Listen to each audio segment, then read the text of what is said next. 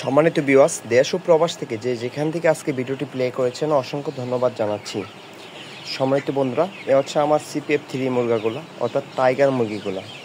যে মুরগিগুলো সবাই টাইগার মুরগির নামে চিনে। তো আসলে টাইগার মুরগি বলতে কোনো মুরগি নেই। মুরগিটা হচ্ছে CPF3।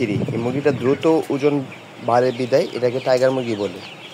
আর এই মুরগিটা দুইভাবে পালন করা যায়। এক হচ্ছে ডিমের জন্য পালন করা যায়, আরেক হচ্ছে মাংসের জন্য পালন করা যায়। তো আমি মাংসের জন্য মুরগিটা পালন করেছি। আর আজকে বয়স হচ্ছে 34 দিন।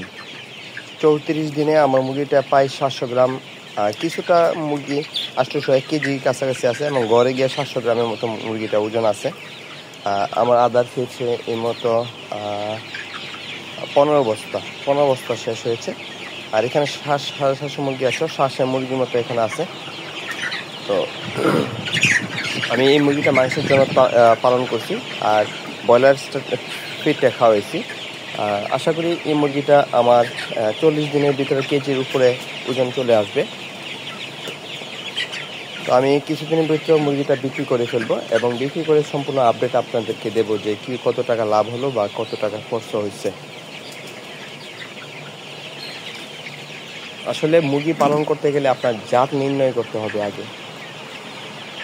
এখন কিন্তু কালার বার্ড এবং টাইগার মুরগিগুলোই দ্রুত ওজন আসে, ঠিক আছে। আর সোনালি মুরগিগুলো কিন্তু প্রায় 70 থেকে 80 দিন সময় লাগে মুরগিগুলো ওজন আসতে।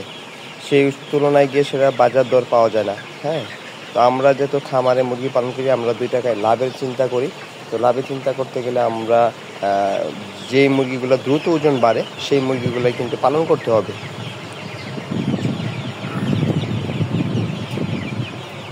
আর মুরগিগুলোকে আমি 2টি ভ্যাকসিন দিয়েছিলাম, একটি গাম্বুরু, একটি রানীক্ষেত ভ্যাকসিন। আর সেরকম কোনো ওষুধ আমি খাওয়াইনি।